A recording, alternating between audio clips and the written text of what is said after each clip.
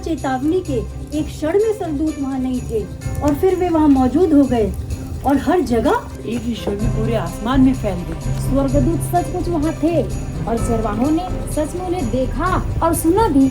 एक स्वर्गदूत ने मरियम से कहा कि वो यीशु को जन्म देंगी और एक स्वर्गदूत ने यूसुफ से कहा कि वो उसका नाम यीशु रखे। एक स्वर्गदूत ने मरियम और यूसुफ को मिस्र भागने की चेतावनी दी और उन्हें ये भी बताया कि इजराइल वापस लौटना कब सुरक्षित होगा। एक स्वर्गदूत चरवाहों को यीशु मसीह के जन्म की घोषणा देता है और फिर स्वर्गदूत की गायक मंडली ने उन्हें संगीत सुनाया। हम तो इस बात को बिल्कुल आश्चर्यजनक मानते हैं। इस ऐतिहासिक घटना में तो चमत्कार ही चमत्कार है।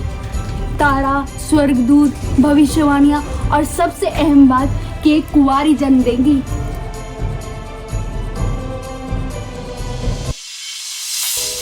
जब से आदम ने पाप किया तब से परमेश्वर और शैतान के बीच में पृथ्वी पर नियंत्रण करने के लिए एक युद्ध छिड़ा हुआ है।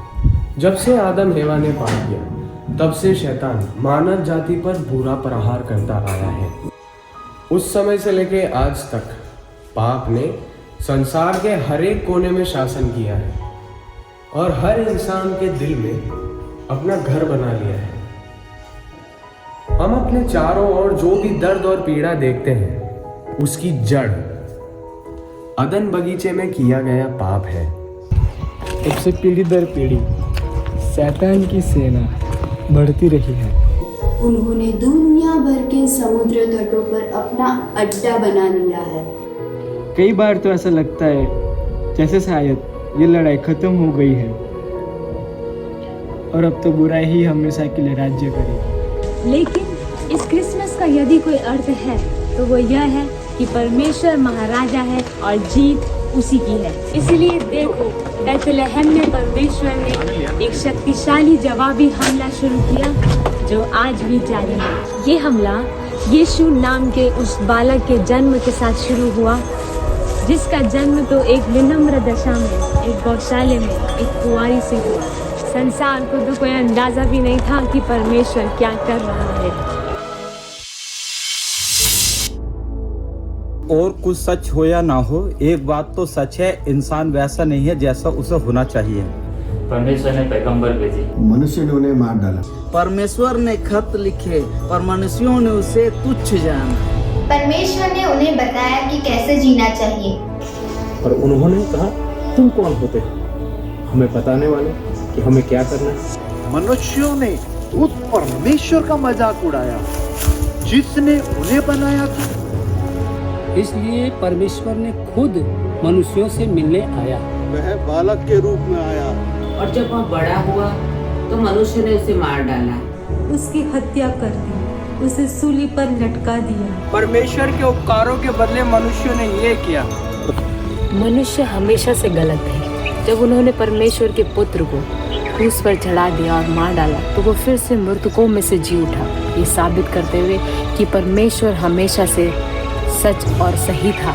मनुष्य बिल्कुल गलत था, हर चीज में गलत था। परमेश्वर ने हमसे प्रेम किया और इतिहास का सबसे महान बचाव कार्य शुरू कर दिया।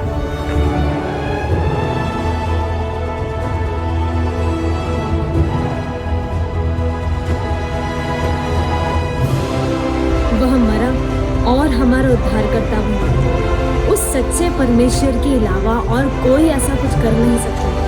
यही क्रिसमस की खुशखबरी है कि परमेश्वर विजय हुआ। क्या कहानी, क्या मसीहा है।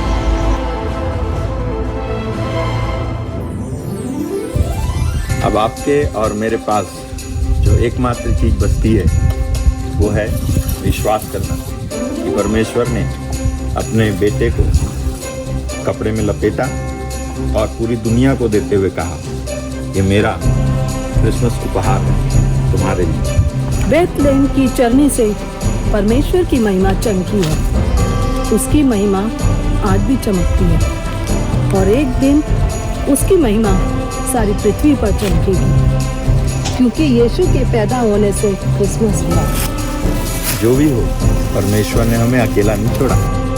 यदि सच्चाई मायने रखती है तो क्रिसमस भी मायने रखता है। जो उसके वचन पर चलता है यही असली क्रिसमस है। अशोक मार्टिन मिनिस्ट्री की ओर से आप सभी को merry Christmas and happy new year and God bless you. Happy Christmas.